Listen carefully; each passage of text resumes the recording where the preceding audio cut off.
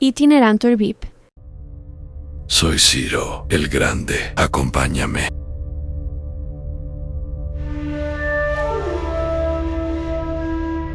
A mediados del siglo XVI, antes de nuestra era, el mapa del cercano oriente cambió para siempre. En el este había surgido un nuevo poder, el imperio persa dirigido por Ciro el Grande, un rey que en pocas décadas pasó de gobernar un reino regional en la meseta iraní a controlar el mayor imperio que el mundo había conocido hasta entonces. Bajo su mando, los persas derrotaron primero a los medos, luego a los lidios de Anatolia y finalmente a la gran potencia del momento, Babilonia. Para entonces, el pueblo judío ya lleva décadas viviendo la experiencia del exilio. Tras la destrucción de Jerusalén por los babilonios, parte de la élite de Judá había sido deportada a tierras mesopotámicas y el templo, centro religioso y simbólico de su identidad, yacía en ruinas. Cuando Ciro entra en Babilonia, no se encuentra con un pueblo judío viviendo en su tierra, sino con una comunidad desplazada, fracturada y marcada por la derrota. Y aquí aparece el punto de giro. A diferencia de otros conquistadores, Ciro aplica una política relativamente pragmática y tolerante. En lugar de aplastar identidades locales, permite que muchos pueblos sometidos mantengan sus costumbres, rindan culto a sus propios dioses e incluso regresen a sus lugares de origen para reconstruir sus santuarios. En este contexto imperial, no en una migración masiva desde Persia hacia Palestina, donde se produce el contacto decisivo entre los judíos y el poder persa. Los judíos no salen de Persia como pueblo, sino que son un grupo levantino exiliado en Babilonia que de pronto se ve envuelto en la política de un nuevo imperio. Desde el punto de vista de Ciro, son una minoría más dentro de un mosaico gigantesco. Desde el punto de vista judío, Ciro se convierte en la inesperada herramienta que abre la puerta al regreso, a la reconstrucción del templo y a una nueva etapa en la historia del judaísmo. ¿Es el judaísmo copia del zoroastrismo? Cuando pensamos en el pueblo judío, muchas veces lo rodean mitos. Uno de los más llamativos dice que el judaísmo no es más que una copia del zoroastrismo persa, que los judíos habían huido de Persia llevando esa religión y reempaquetándola en forma de Torá. La pregunta es, ¿qué tanto de esto es historia y qué tanto es puro cuento moderno? Para entenderlo, tenemos que separar tres cosas. Primero, el origen histórico del pueblo y de la religión judía. Segundo, qué sí y qué no tomaron del zoroastrismo y del mundo persa. Y tercero, qué nos dice hoy la genética sobre de dónde vienen realmente los judíos y qué parentesco tienen con otros pueblos árabes. Origen histórico del judaísmo. Empecemos por lo básico. El judaísmo no nace en Persia. El pueblo judío surge a partir de las antiguas poblaciones hebreas e israelitas asentadas en Canaán. Es justo la franja que hoy identificamos con Israel y Palestina. Siglos antes de que aparezca el imperio persa, ya tenemos reinos como Israel y Judá, el templo en Jerusalén y una religión centrada en Yahvé, el Dios de Israel. Luego viene un parteaguas histórico, la caída de Jerusalén a manos de Babilonia en el 586 antes de nuestra era. Una parte de la élite de Judá es deportada, el templo es destruido y la religión israelita entra en crisis. Es justo en esa tensión entre el recuerdo de la tierra prometida, el exilio y la destrucción que empieza a formarse lo que después llamamos judaísmo, una religión más centrada en la ley, en la alianza, en los textos y en una identidad comunitaria muy marcada. Cuando Persia entra en escena con Ciro el Grande, la foto ya está avanzada. Ciro conquista Babilonia en el 539 antes de nuestra era y aplica una política bastante pragmática. Permite que distintos pueblos deportados, entre ellos los judíos, regresen a sus tierras, reconstruyan sus templos y se organicen según sus propias leyes. No es que Ciro invente el judaísmo, más bien le da las condiciones políticas para consolidarse en torno al segundo templo y a la Torá. Judíos en Persia.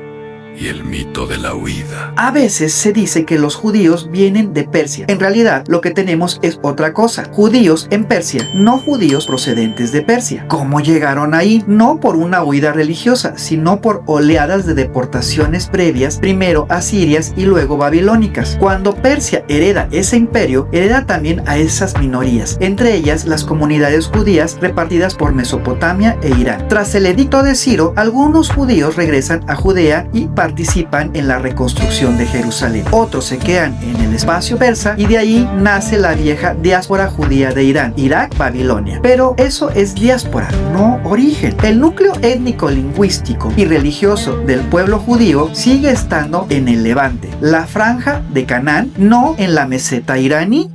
Zoroastrismo, ¿qué es y en qué sí influyó? Ahora hablemos del zoroastrismo. El zoroastrismo es una antigua religión irania asociada a Zaratustra y a los pueblos de la meseta iraní. Ahí encontramos una visión muy fuerte de la lucha cósmica entre el bien y el mal. Ahura Mazda, dios de la luz y de la verdad, contra Angra Mainyu, principio del mal, de la oscuridad y la mentira. Hay un paquete doctrinal muy potente: ángeles y espíritus intermedios, demonios, resurrección de los muertos, juicio final, renovación del mundo y la figura de un salvador escatológico, el Saush Shian. Cuando los judíos viven bajo dominio persa, primero como exiliados en Babilonia, luego como provincia de un gran imperio, entran en contacto con ese universo de ideas. Y es aquí donde sí empezamos a ver influencias concretas, pero en puntos específicos, no en el núcleo completo de la religión. Conceptos judaicos probablemente influenciados por el zoroastrismo. 4. Te lo pongo en bloques claros. Primero, el dualismo cósmico. En los textos israelitas más antiguos, Dios es el único soberano. No tiene un rival real a su altura. Con el tiempo, sobre todo en la literatura apocalíptica tardía, empiezan a aparecer esquemas de luz contra tinieblas, bien contra el mal, casi como fuerzas en conflicto histórico. No es un dualismo absoluto como Zoroastro, pero la intensidad de la oposición se parece sospechosamente al lenguaje persa. Segundo, la angeología. En los relatos más antiguos, los ángeles aparecen como mensajeros sin nombre, simples funcionarios celestiales. Ya en época persa y helenística empiezan a aparecer figuras nombradas jerarquizadas: Miguel, Gabriel, príncipes angélicos de naciones, ejércitos celestiales organizados. Este universo de seres intermedios recuerda mucho a los Amesha, espentas, y a los Yasatas del zoroastrismo, esos espíritus santos y divinidades menores que rodean a Ahura Mazda. Tercero, la demonología y la figura de Satán. En algunos textos tempranos, el Satán es más un acusador dentro del consejo divino que un enemigo frontal de Dios. Con el paso del tiempo, sobre todo con el judaísmo del segundo templo, esa figura se va transformando en líder de fuerzas demoníacas, casi un antagonista cósmico más similar al Angra Mainyu de Zoroastro que al simple fiscal celestial del inicio. Cuarto, la escatología, resurrección, juicio final y destino del alma. En la fase más antigua de la Biblia hebrea domina la idea del Sheol, un lugar de sombras donde van todos los muertos buenos y malos, sin una separación moral muy marcada. Después del contacto con el mundo iranio, aparecen con mucha fuerza conceptos como la resurrección de los muertos, un juicio final que separa justos de injustos, recompensas y castigos en un más allá mucho más definido. Ese giro se nota especialmente en el libro de Daniel y en la literatura apocalíptica posterior. Quinto, la idea de paraíso y salvador final. La palabra paraíso, que luego se vuelve tan popular, viene de un término persa para jardín cercado, y la figura del Mesías, que al final de los tiempos restaura Israel y transforma la historia, comparten más un aire familiar con el Saush Shian, ese salvador zoroastro que resucita a los muertos y renueva el mundo. Donde el judaísmo no es copia del zoroastrismo. Pero ojo, influencia no significa copia, ni origen persa del judaísmo. Hay puntos donde las dos religiones se parecen en la forma, pero difieren en el fondo. En el zoroastrismo clásico, el cosmos está marcado por dos principios enfrentados, uno bueno y otro malo, en la guerra casi simétrica. En el judaísmo, incluso en su etapa más apocalíptica, Dios sigue siendo el único absoluto, el mal, los demonios, Satanás, son criaturas, no dioses rivales. La estructura de alianza entre Dios e Israel, la centralidad de la ley, la idea de un pueblo escogido con una historia particular, todo eso ya está en marcha antes del dominio persa. Una forma justa de decirlo sería: el judaísmo del Segundo Templo se afila y se reinterpreta en diálogo con el contexto persa. Toma herramientas, imágenes y esquemas cosmológicos que circulaban en el imperio, pero los mete en su propio molde teológico, centrándolo en Yahvé y en la historia de Israel. Y genéticamente, ¿de dónde vienen los judíos? Hasta aquí he hablado de ideas y de textos. Ahora vamos al ADN. En las últimas décadas hemos visto estudios masivos de genética y de poblaciones. ADN autosómico, cromosoma Y, ADN mitocondrial. ¿Y qué es lo que dicen? Dicen que la mayoría de las comunidades judías repartidas por el mundo ashkenazi, sefardíes, mizrajíes, judíos de Irán, de Irak, Yemen, comparten un origen genético común en el Levante, la misma región donde la arqueología sitúa a los antiguos israelitas y cananeos. Cuando comparas genéticamente a judíos con otros grupos, no se agrupan con europeos puros ni con norteafricanos puros, sino que forman un clúster muy cercano a otros pueblos de Oriente Medio, palestinos, libaneses, sirios, drusos, algunos grupos árabes de la zona. Es decir, en el mapa genético, los judíos aparecen como una población más de Oriente Medio emparentados con sus vecinos. Cada diáspora, eso sí, tiene su firma local. Los judíos ashkenazis muestran mezclas con poblaciones europeas, pero mantienen un componente levantino muy fuerte.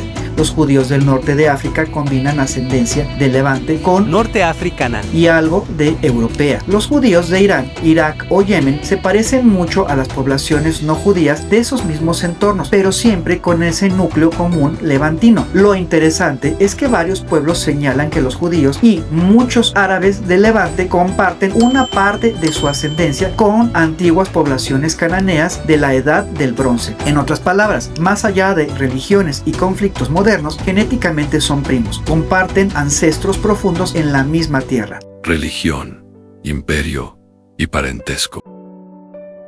Si juntamos todas las piezas, la historia se ve así: un pueblo levantino emparentado con otros pueblos árabes y semitas de la región desarrolla una religión propia centrada en un pueblo único y en una alianza particular. Ese pueblo pasa por imperios asirios, babilonios, persas. En el contacto con el zoroastrismo persa, reconfigura partes de su cosmovisión, la manera de hablar del mal, de los ángeles, de la resurrección, del fin de los tiempos, pero no renuncia a su raíz ni étnica, ni geográfica, ni teológica. Además del ruido ideológico, los datos nos muestran algo más sobrio y quizá más incómodo. El judaísmo no es un zoroastrismo reciclado, ni los judíos son un pueblo completamente ajeno a los árabes. Son una rama más del viejo árbol levantino que se formó en diálogo y a veces en tensión con los grandes imperios de su entorno. Y entender eso, más allá de los mitos, no deja ver que la historia real casi siempre es más compleja y más interesante que cualquier teoría de conspiración. Por favor, suscríbete y dame un like.